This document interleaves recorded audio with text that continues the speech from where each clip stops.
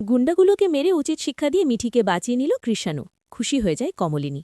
হ্যাঁ বন্ধুরা, এমনটাই দেখতে পাবেন। বিস্তারিত জানতে ভিডিওটিতে লাইক দিয়ে চ্যানেলটি সাবস্ক্রাইব করে দেখতে থাকুন। গল্পের শুরুতেই দেখা যাবে কমলিনী সহ সবাই রাস্তা দিয়ে যেতে থাকে। হঠাৎ করেই মাঝ রাস্তায় দেখা যায় কিছু গাছ ফেলে রাখে।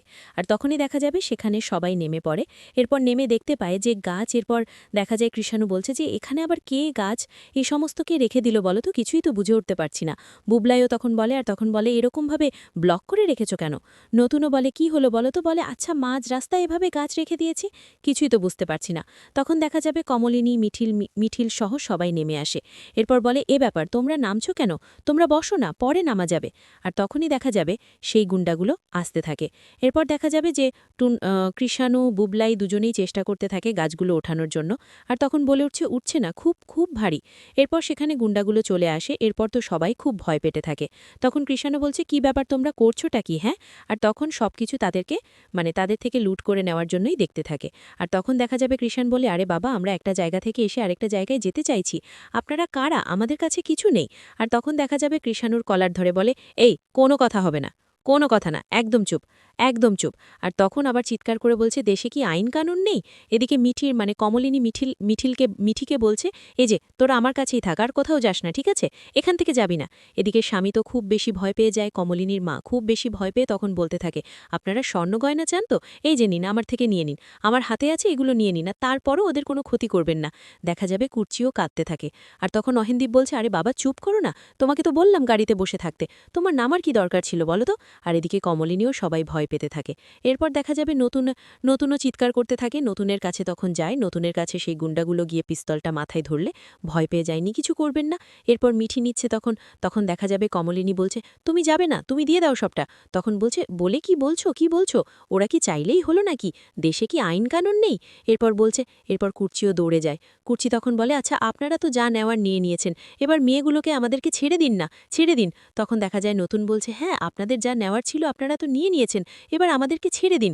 আর তখন বুবলাই মিছিল এদিকে দৌড়ে আসে আর বলে, কি চান, কি চান আপনারা? আর তখনই দেখা যাবে মিছিলকেও ধরতে যাবে। সেই মুহূর্তে বুবলাই এসে আটকায়। বুবলাই তখন বলে, একদম না, মেয়েদেরকে একদম হাত তুলবেন না। এদিকে কৃষাণু তখন রেগে যায়। কৃষাণু তখন বলছে, এই আপনারা চান কি চান আপনারা? আপনারা যা বলবেন তাই হবে নাকি? কিচ্ছু দেব না, কোনো টাকা পয়সা নিয়ে আমাদের কাছে। জানিয়েছেন তা নিয়েই চলে যান। তখনই দেখা যাবে কৃষাণুর মাথায় পিস্তল ঠেকায়। এরপর মিঠি দেখে সেটা থাকতে পারে না। মিঠি তখন দৌড়ে চলে আসে। মিঠি এসে তখন কৃষাণুকে জড়িয়ে ধরে আর বলে, ওকে মারবেন না, ওকে মারবেন না প্লিজ। আপনারা কি চান কি? আপনারা যা নিয়েছেন তো কৃষাণু দিয়ে দাও না। আর তখন বলছে, আমি কি দিয়ে দিব? হ্যাঁ কি দিয়ে দিব? কিচ্ছু দিব না যাদেরকে। আর তখন বলে, কেন এমন করছো তুমি? দেখছো তো ওরা এমন করছে, যা যা দেবার অতি টাকা পয়সা দিয়ে দাও। আর তখন কৃষাণু কিছুতেই মানতে চায় না। তারপর এদিকে কুর্চিও কান্নায় ভেঙে পড়ছে। এরপর দেখা যায়, তারপর নূতন বলছে, এই যে কি চাইছেন কি আপনারা? আমাদের কাছে তো আর টাকা পয়সাও নেই, এবার মেয়েটাকে ছেড়ে দেবে লোকগুলো।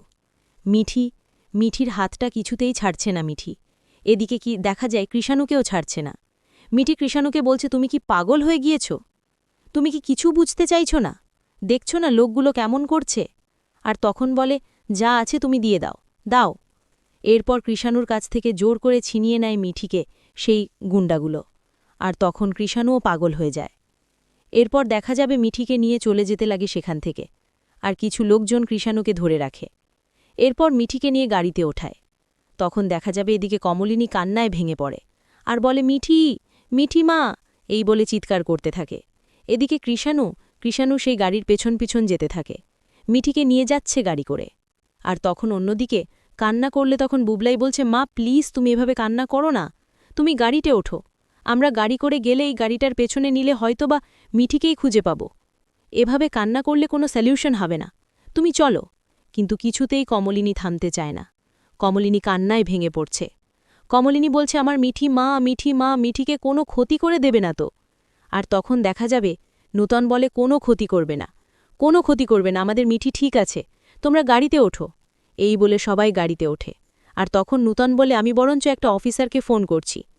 আর তখন বলতে থাকে, কলকাতার বড় অফিসার যে, তাকে ফোন করলে হয়তোবা কোনো একটা ব্যবস্থা করতে পারবে।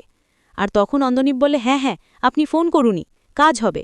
আর তখন দেখা যাবে সেই নাম্বারে নূতন ফোন করতে থাকে। ফোন করে তখন সবটা খুলে বলে। সবটা শোনার পর বলছে, অফিসার কি বলছেন কি আপনি?